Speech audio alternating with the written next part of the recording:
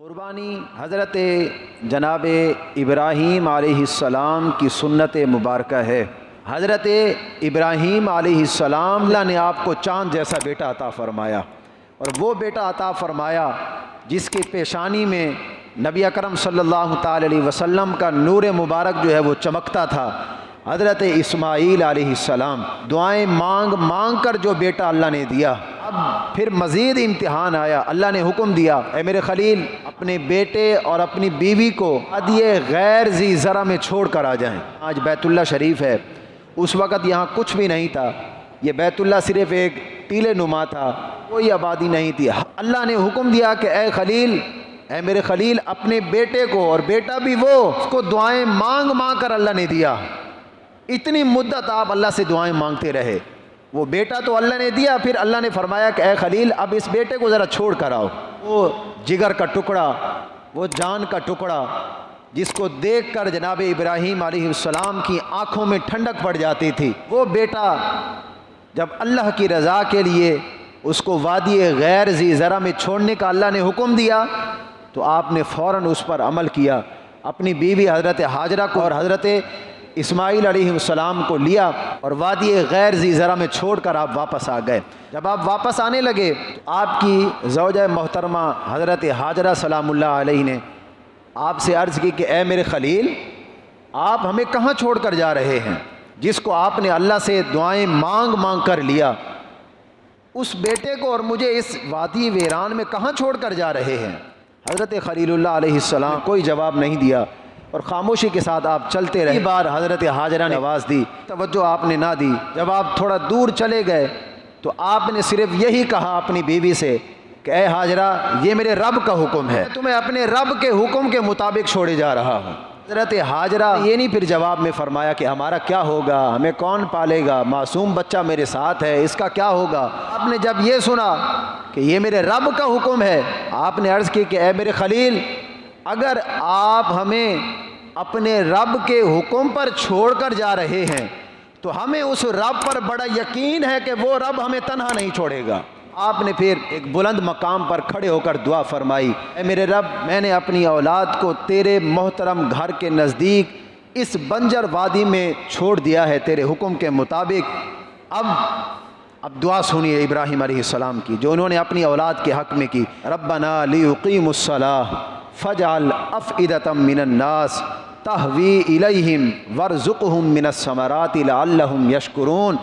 اے میرے رب چاہیے کہ میری اولاد نماز قائم کرے، تو لوگوں کے دلوں میں اس جگہ کی اور میری اولاد کی محبت پیدا فرما۔ اللہ میری اولاد کو لوگوں کا رزق عطا فرما تاکہ وہ تیرا شکر ادا کریں۔ یہ حضرت ابراہیم علیہ السلام کی دعا کا صدقہ ہے کہ آج کون سا ایسا مسلمان ہے جس کے دل میں حرمین طیبین کی محبت نہ ہو۔ آج لوگ کتنی دور دراز سے جو ہے وہ سفر کر کے جاتے ہیں، کتنی مشکلیں برداشت کرتے ہیں، مشقتیں اٹھاتے ہیں، اپنا مال و دولت خرچ کرتے ہیں، کھینچے چلے جا رہے ہیں اس جگہ کی طرف۔ یہ حضرت ابراہیم علیہ السلام کی دعا کا اثر ہے۔ دنیا کا کوئی ایسا پھل نہیں ہے جو وہاں نہ ملتا ہو، دنیا کی ہر نعمت آپ کو وہاں پر ملے گی۔ حضرت ہاجرہ اپنے بیٹے حضرت اسماعیل علیہ السلام کی پرورش کرتی رہیں۔ وہ چند دن کا جو آپ کے پاس راشن تھا، چند دن کی کھجوریں اور چند دن کا پانی تھا، وہ ظاہر ختم ہو گیا۔ ایک وقت آیا، اب اللہ کا پھر مزید امتحان آیا۔ حضرت ہاجرہ علیہ السلام کے پاس جب وہ راشن ختم ہوا تو اب حضرت اسماعیل علیہ السلام بچپن کی حالت ہے، بتقاضۂ بشریت، ان کو جب بھوک لگی، اب کھانے کے لیے کچھ بھی نہیں ہے، پانی بھی نہیں ہے، کھجوریں بھی ختم ہو گئیں، پانی بھی ختم ہو گیا۔ اب جناب حضرت ہاجرہ علیہ السلام اللہ نے جب اپنے بیٹے حضرت اسماعیل علیہ السلام کو دیکھا تو آپ سے پھر برداشت نہ ہوا۔ حضرت اسماعیل علیہ السلام کو پانی کی طلب ہوئی، بچپنے کی حالت ہے، دودھ پیتی عمر ہے، تو حضرت ہاجرہ پھر صفا اور مروہ پہاڑی کے درمیان آپ دوڑیں۔ کبھی آپ صفا کی طرف تشریف لے جاتی ہیں کہ وہاں کوئی آبادی نظر آ جائے، کوئی قافلہ نظر آ جائے، کہیں سے کوئی پانی مل جائے۔ کبھی آپ دوڑ کر پھر مروہ کی طرف تشریف لے کر آتی ہیں، پھر دوڑ کر صفا کی طرف جاتی ہیں، پھر دوڑ کر مروہ کی طرف آتی ہیں۔ 7 چکر آپ نے لگائے کہ کہیں سے کوئی پانی مل جائے، کوئی قافلہ نظر آ جائے، کوئی آبادی نظر آ جائے۔ حضرت ہاجرہ اللہ کے نبی کے لیے دوڑیں۔ میرے رب کو حضرت ہاجرہ کی یہ ادا اتنی پسند آئی کہ آج کوئی بھی بندہ وہاں جاتا ہے عمرہ کرنے یا حج کرنے، جب تک وہ حضرت ہاجرہ کی اس سنت پر عمل نہیں کرتا اس کا عمرہ اور حج بھی ادا نہیں ہوتا۔ میرے رب کو ادا کون سی پسند آئی کہ جو اس کے پیغمبر کی خاطر حضرت ہاجرہ دوڑیں۔ آپ نے جو 7 چکر لگائے، مرد ہو یا عورت ہو، بچہ ہو یا بوڑھا ہو، جب تک وہ حضرت ہاجرہ کی سنت پر عمل نہیں کر لیتا، جب تک اس منظر کو ذہن میں بٹھا کر وہ 7 چکر نہیں لگاتا، اللہ اس کا عمرہ اور اس کا حج تک قبول نہیں فرماتا۔ یہ اللہ کے پیغمبروں کی شان ہے۔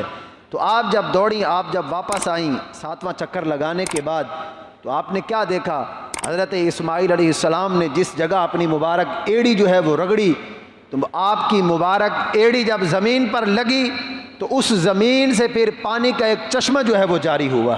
یہ بھی اللہ کی قدرت، اللہ کے پیغمبروں کی شان، اللہ کے نبیوں کی شان۔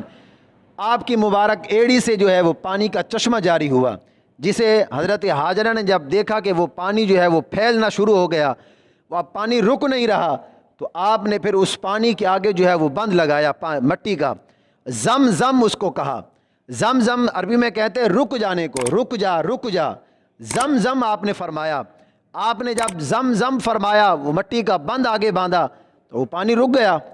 نبی اکرم صلی اللہ تعالی علیہ وسلم نے ارشاد فرمایا کہ اگر تمہاری ماں ہاجرہ اس پانی کو زم زم نہ کہتی، اس کو رکنے کا حکم نہ دیتی، تو آج وہ پانی پوری دنیا پر اتنا پھیل جاتا کہ آج تم اپنی فصلیں بھی اس پانی سے سیراب کرتے۔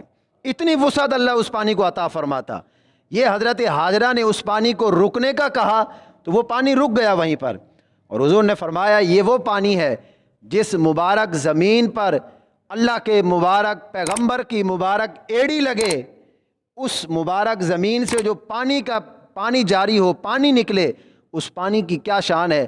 حضور نے فرمایا یہ وہ پانی ہے آب زمزم شریف کا کہ بندہ جس نیت سے بھی اس کو یہ، اللہ اس کی وہ نیت پوری فرماتا ہے، اللہ اس کی وہ مراد پوری فرماتا ہے۔ پیغمبر کی ایڑی لگنے سے جو زمین سے پانی نکلا، اس پانی کی یہ برکات ہے، اس پانی کی یہ شان ہے۔